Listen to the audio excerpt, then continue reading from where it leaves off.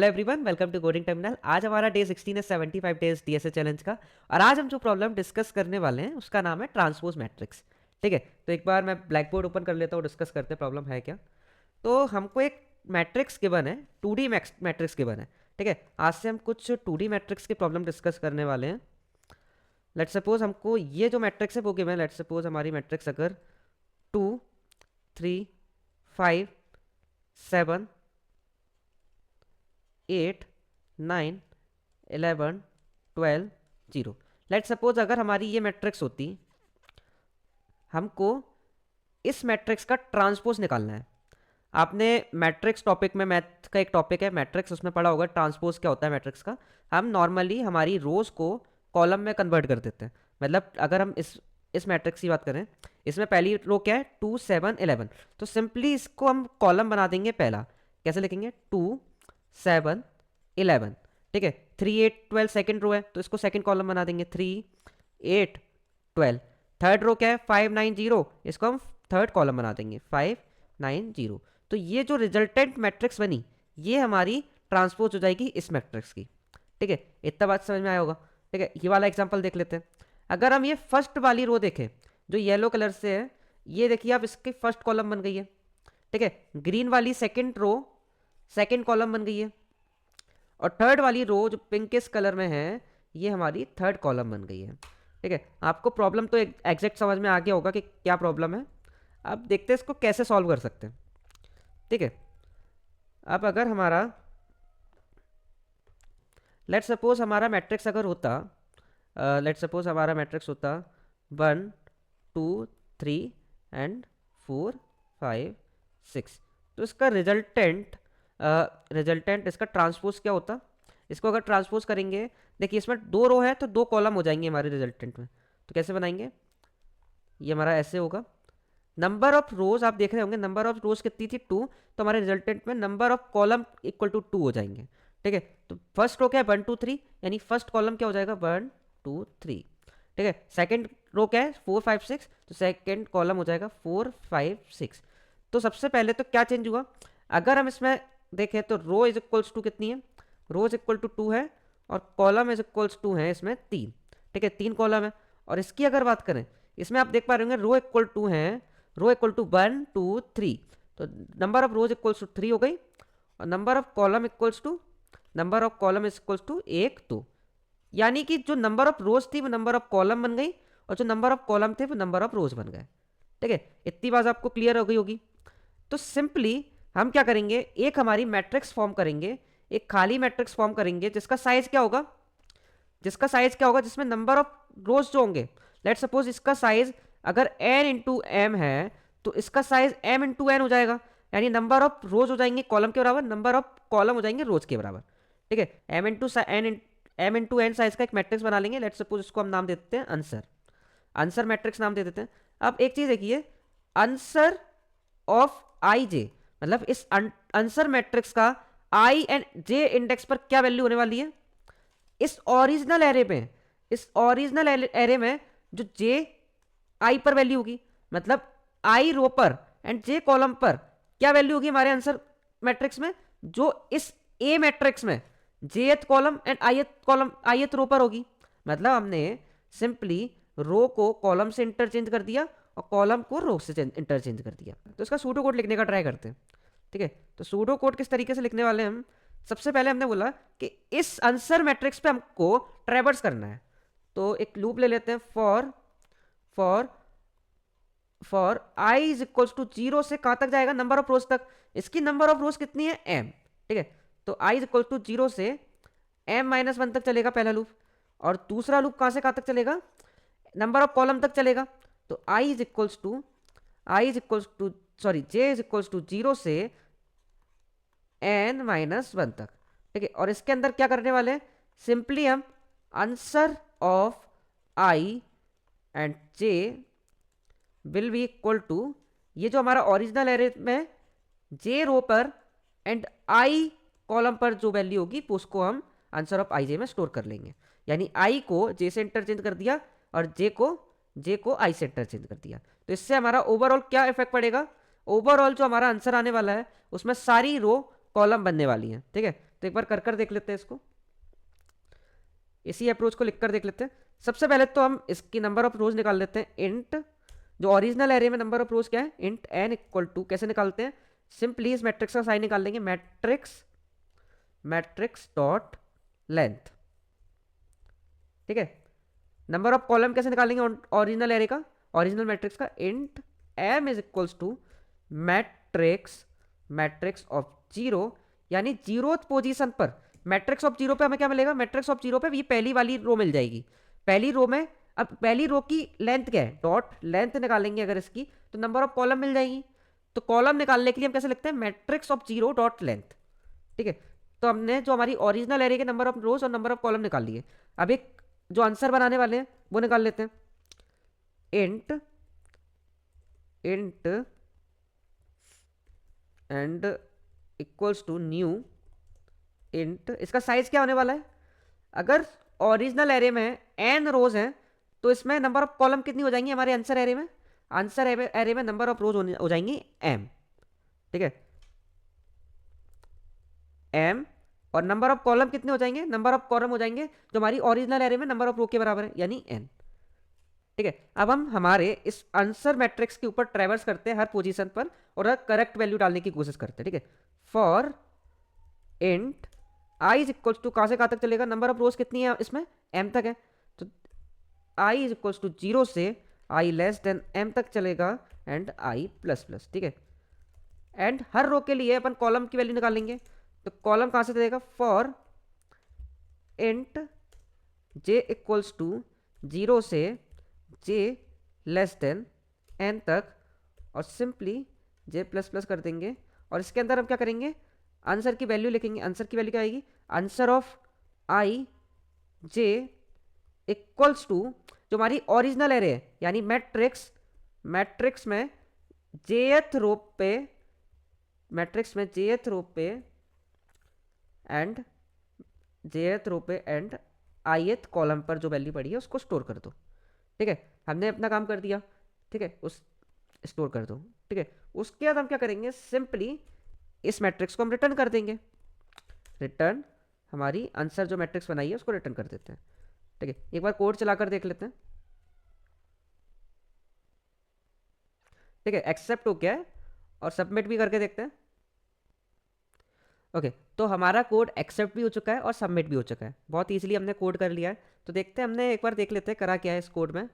हमने सबसे पहले तो जो हमारा ओरिजिनल एरे था उसका साइज निकाला, उस नंबर ऑफ रोज निकाले, number of rows equal to n निकाले, कैसे निकालेंगे, मैट्रिक्स डॉट लेंथ करके, और फिर उसके बाद नंबर ऑफ कॉलम निकाले, वो कैसे निकालते हैं, मैट्रिक्स की जीरोथ पोजीशन पर कितने कॉलम प्रेजेंट है, यानी matrix of zero dot length, ठीक है। ऐसे नंबर ऑफ कॉलम्स निकाल लिए। फिर उसके बाद क्या किया, एक हमारी आंसर मैट्रिक्स फॉर्म की जो ट्रांसपोज होने के बाद इसका साइज क्या होगा, m इंटू एन, यानी नंबर ऑफ रोज कितनी हो जाएंगी m और नंबर ऑफ कॉलम कितनी हो जाएंगी n, ठीक है, क्योंकि हमारे सारी रोज कॉलम में कन्वर्ट हो जाती हैं, ठीक है। फिर हम क्या करेंगे, जो हमारी आंसर मैट्रिक्स है उसके ऊपर ट्रैवर्स करेंगे और उसकी हर वैल्यू को करेक्ट वैल्यू से रिप्लेस कर देंगे। करेक्ट वैल्यू कैसे निकालेंगे, answer of i and J equal to matrix, जो ओरिजिनल मैट्रिक्स थी उसकी जेथ रो एंड आईथ पोजीशन पर जो वैल्यू पड़ी है वो डाल देंगे, ठीक है। और लास्ट में हमने क्या किया, सिंपली रिटर्न कर दिया। बहुत बेसिक सी अप्रोच थी, ठीक है। अब हम एक चीज और देखते हैं, क्या हम इसको ऑप्टिमाइज कर सकते हैं। इस केस में तो नहीं कर सकते जब n और m हमको गिवन हो कि वो इक्वल नहीं है। देखिए, इस प्रॉब्लम में हमको कहीं भी ये चीज़ गिवन नहीं है कि ये मैट्रिक्स हमारी स्क्वायर मैट्रिक्स है कि नहीं। अगर हम इस कोड की टाइम कॉम्प्लेक्सिटी की बात करें तो वो कितनी हो जाएगी, अगर हम देखेंगे इस कोड की टाइम कॉम्प्लेक्सिटी, तो हम दो लूप यूज़ कर रहे हैं, एक आउटर लूप एक इनर लूप, ठीक है। पहला loop i is equals to zero से m तक चल रहा है, ठीक है, तो आउटर लूप के लिए जो टाइम कॉम्प्लेक्सिटी है वो m, ठीक है। इनर लूप, हर एक आउटर लूप की आइट्रेशन के लिए इनर लूप जीरो से लेकर n तक चलेगा, यानी n टाइम चलने वाला है, तो जो टोटल टाइम कॉम्प्लेक्सिटी वो हो जाएगी m इंटू n। अगर हम स्पेस कॉम्प्लेक्सिटी की बात करें इस कोड की, तो हम क्या एडिशनल स्पेस यूज कर रहे हैं, अगर हम स्पेस कॉम्प्लेक्सिटी की बात करें तो हम एक मैट्रिक्स फॉर्म कर रहे हैं जिसका साइज है m इंटू एन, ठीक है। एक ये मैट्रिक्स बना रहे हैं, इसके अलावा तो कोई एक्स्ट्रा स्पेस यूज कर नहीं रहे हैं, ठीक है। तो ये मैट्रिक्स का साइज कितना है, m इंटू एन, यानी m क्रॉस n की एक मैट्रिक्स फॉर्म कर रहे हैं जिसके अंदर हमारा आंसर स्टोर कराने वाले हैं, ठीक है, m इंटू एन साइज की एक मैट्रिक्स फॉर्म कर रहे हैं जिसके अंदर हमारा आंसर स्टोर होने वाला है। इस तो total time complexity m into n और स्पेस कॉम्प्लेक्सिटी भी हो जाएगी m इंटू एन। ठीक है, अब एक चीज़ और देखते हैं हम। ये तो हमने कर लिया हमारा कोड, ये सबमिट भी हो चुका है। और एक चीज़ और देखते हैं, अगर हम सेम प्रॉब्लम GFG पर देखें तो एक चेंज है। क्या चेंज है? अगर हम सेम प्रॉब्लम अगर गिग्स फॉर गिग्स पर खोलकर देखें तो हमको एक मैट्रिक्स को ट्रांसपोज करना है, बट यहाँ पर गिवन है कि जो मैट्रिक्स है वो स्क्वायर मैट्रिक्स है। ठीक है, एक स्क्वायर मैट्रिक्स को ट्रांसपोज करना है। ठीक है, तो क्या हम हमारे कोड को ऑप्टिमाइज कर सकते हैं? मतलब इस केस में क्या गिवन है कि नंबर ऑफ रोज जो है नंबर ऑफ कॉलम के बराबर है, तो हमारी जो आंसर मैट्रिक्स बनेगी वो भी सेम साइज की बनेगी। अगर हमारी आंसर मैट्रिक्स हम बनाएंगे तो वो भी 3 × 3 की बनेगी। अगर हमारी आंसर जो ओरिजिनल मैट्रिक्स है वो 3 × 3 की है तो ये भी 3 × 3 की बनेगी, क्योंकि गिवन है कि ये स्क्वायर मैट्रिक्स है तो हमेशा रो बराबर रहेंगी कॉलम की। तो जो ट्रांसपोज होकर जो हमारा मैट्रिक्स बनने वाला है उसकी रो नंबर ऑफ रोज और नंबर ऑफ कॉलम बराबर रहेंगी। ठीक है, तो क्या हम कुछ ऐसा कर सकते हैं कि जो हमको ओरिजिनल मैट्रिक्स गिवन है उसी में सही वैल्यू लिख दें, सही वैल्यू सेव करके इसी को रिटर्न कर दें, हमको एक नई मैट्रिक्स बनाने की जरूरत ही नहीं पड़ेगी। पिछले केस में तो number of rose number of column के बराबर थी नहीं, ऐसा हम कह नहीं सकते थे कि नंबर ऑफ रोज बराबर नंबर ऑफ कॉलम है, इसलिए हमको नेसेसरी था कि एक नई मैट्रिक्स बनाकर रिटर्न करें। लेकिन यहाँ पर गिवन है कि नंबर ऑफ रोज और नंबर ऑफ कॉलम बराबर हैं, यानी जो आंसर मैट्रिक्स बनेगी उसका साइज सेम होने वाला है। तो क्या हम सेम मैट्रिक्स में सही जगह पर वैल्यू स्टोर कर रिटर्न कर सकते हैं? ठीक है, अगर ये हो जाता है तो हमारी स्पेस कॉम्प्लेक्सिटी रिड्यूस हो जाएगी n इंटू एम से बिग O ऑफ 1 पर, क्योंकि हम कोई एक्स्ट्रा स्पेस यूज ही नहीं करेंगे फिर। ठीक है, तो मैं अपना वापस से व्हाइट बोर्ड ओपन कर लेता हूँ और डिस्कस करते हैं क्या हम ऐसा कर सकते हैं। ठीक है,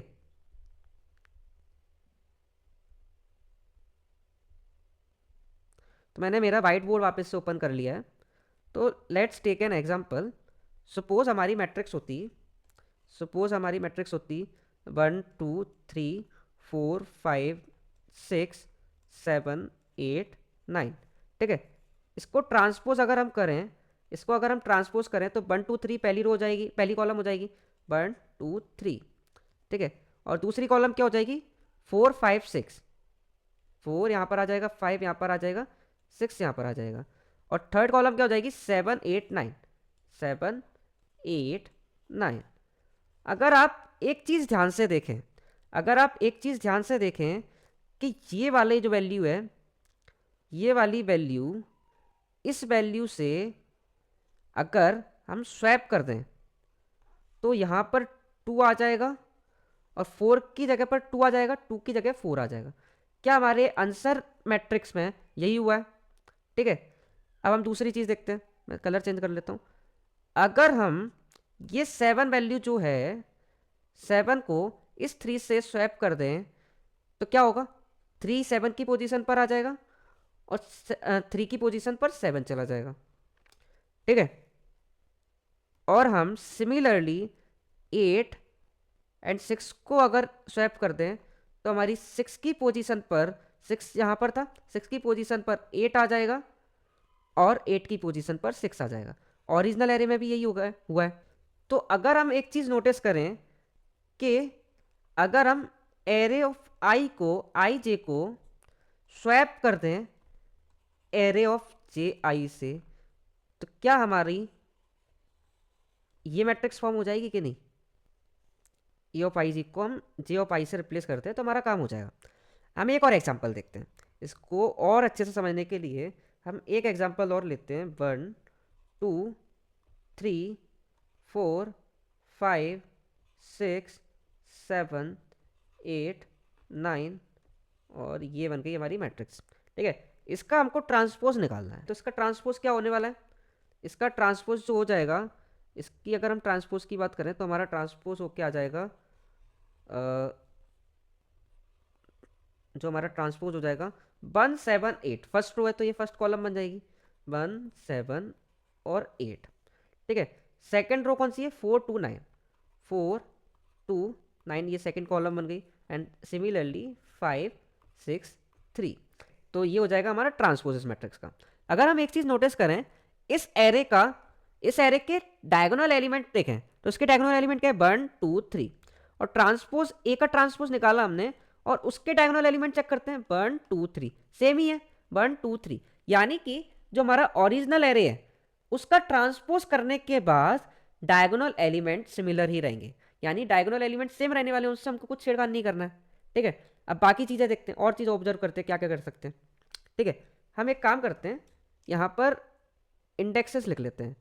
ये है कॉलम की value, zeroth column, first column, second column, और यहाँ पर लिख रहा हूँ मैं रोज की वैल्यू।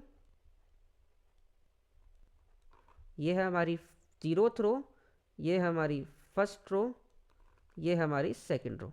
ठीक है, एक सेकेंड,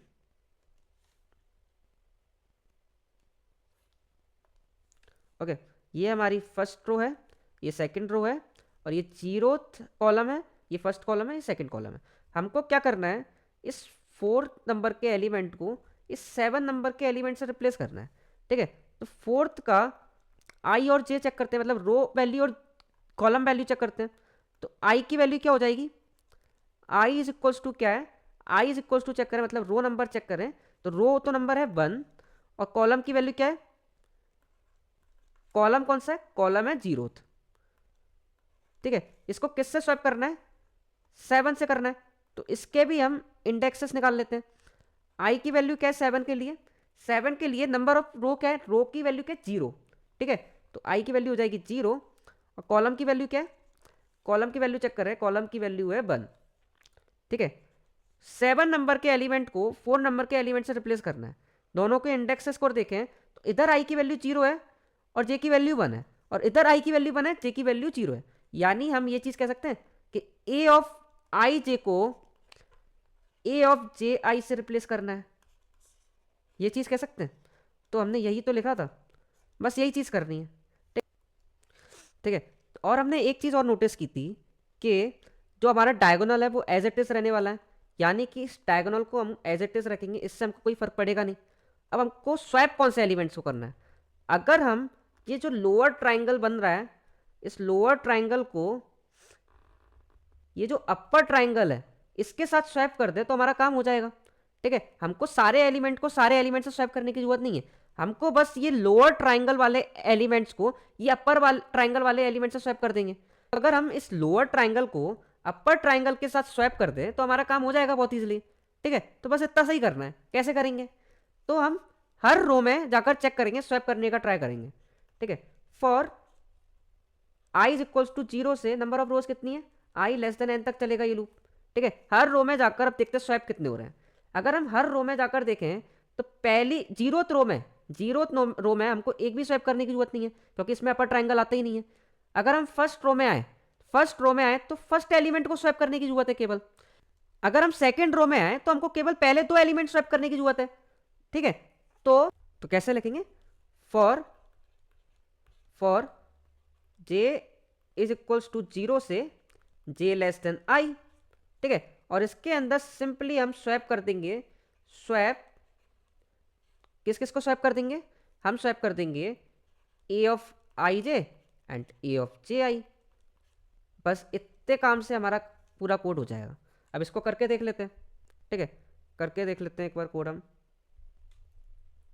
ठीक है, साइज हमको गिवन है इस मैट्रिक्स का n। ठीक है, तो हम पहला लूप लिखते हैं, फॉर इंट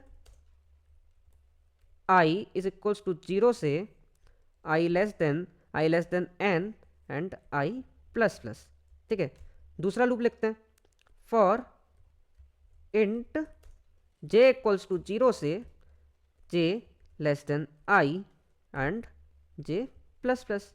ठीक है, और हमको सिंपली स्वैप करना है। स्वैप किस किस को करना है, आई एंड जे पर जो पड़ा हुआ है एक वेरिएबल में स्टोर कर लेते हैं, इंट x इक्वल टू पहली पोजीशन पर देख लेते हैं क्या पड़ा हुआ है, मैट्रिक्स ऑफ आई जे पर जो पड़ा हुआ है वो निकाल लिया। अब इस पर हम मैट्रिक्स ऑफ आई जे पर क्या डाल देंगे, मैट्रिक्स ऑफ आई जे पर हम डाल देंगे matrix of J and I. ठीक है, और अब हमने आई जे पर तो डाल दिया है, जे और जे एंड आई पर भी डालेंगे। Matrix of J and I पर क्या डालने वाले हम, जो मैट्रिक्स ऑफ आई एंड जे पर था वो क्या था, एक्स के बराबर। तो सिंपली हमारे दोनों एलिमेंट स्वैप हो गए हैं। और अब हमको क्या करना है, बस इतना सा काम करना है, रिटर्न तो कुछ करने की जरूरत नहीं है नहीं, बस इसी में हमको चेंज करनी थी पोजीशन। चलाकर देख लेते हैं। ठीक है, आई थिंक हमारा सही आउटपुट आ रहा है, सबमिट भी करके देख लेते हैं।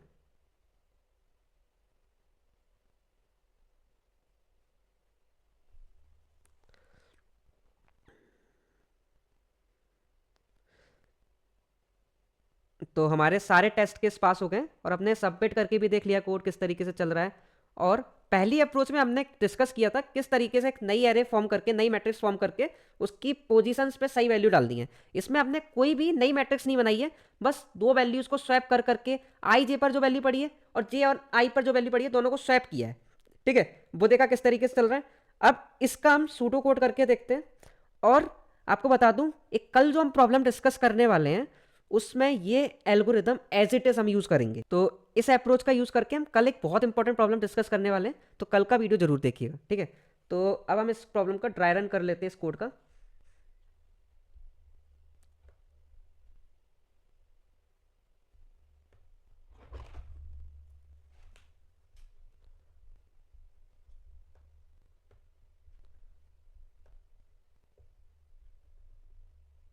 ओके, तो इस कोड का हम ट्राई रन कर लेते हैं, कैसे लाइन बाय लाइन चल रहा है देखते हैं। लेट्स सपोज हमारी एरे होती 3 4 5 6 8 7 9 3 4। ठीक है, अब ये कोड पहले तो for i is equals to 0 से एन तक चलने वाला है। तो आई की वैल्यू क्या हो जाएगी, सबसे पहले आई इज इक्वल्स टू 0 के लिए चलेगा। अब एन की वैल्यू यहाँ पर क्या है, n equal to 3। Number of rows इस मैट्रिक्स में कितनी है, 3। और नंबर ऑफ कॉलम भी कितनी है, 3। ठीक है, आई इज इक्वल्स टू 0 के लिए पहले कोड चलेगा। और जे की वैल्यू कहाँ से चलेगी, जे इज इक्वल्स टू 0। ठीक है, I is equals to 0 and J equals to 0 के लिए कोड चलेगा, पहली लाइन चलेगी इस कोड की। ठीक है, for int j equal to 0, j क्या लेस देन आई है, यानी कि 0 क्या 0 से छोटा होता है, तो फॉल्स हो गया। ठीक है, तो कोड के बाहर आ जाएगा, इस लूप के बाहर आ जाएगा। अब ये वाले लूप के अंदर वापस जाएगा, तो आई की वैल्यू अब हो जाएगी 1। ठीक है, आई की वैल्यू क्या हो जाएगी, 1। अब जे फिर से 0 से चलने वाला है, तो जे चलेगा 0 से। अब चेक करें क्या 0 क्या जे लेस देन आई है, जे की वैल्यू क्या 0 लेस देन 1 है, yes.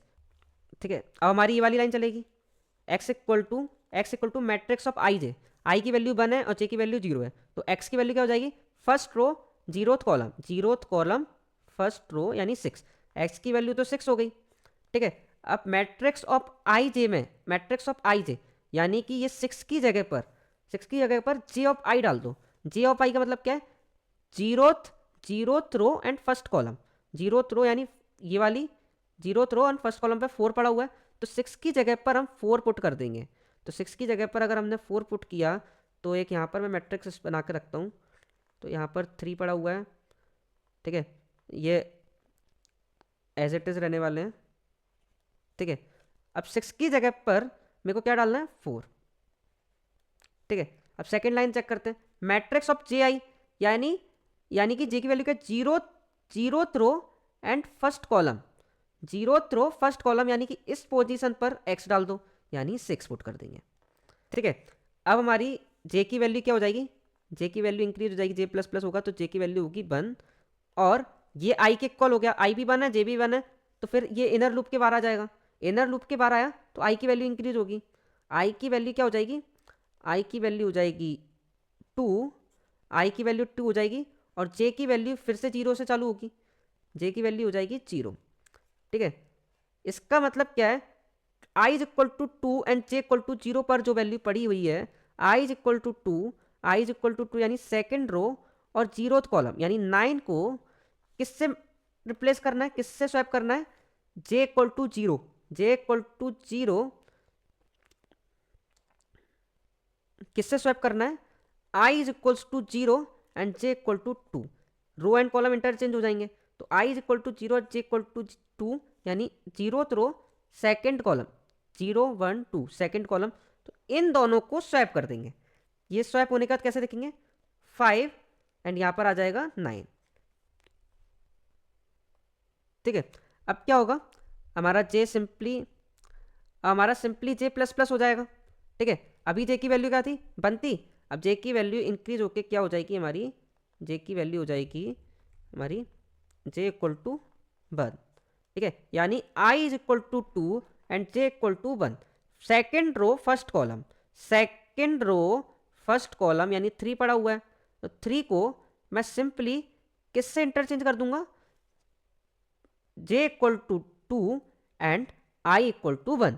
J equal to 2, J equal to 2 यानी कि second column and first row यानी 7 के साथ इन दोनों को इंटरचेंज कर दूंगा।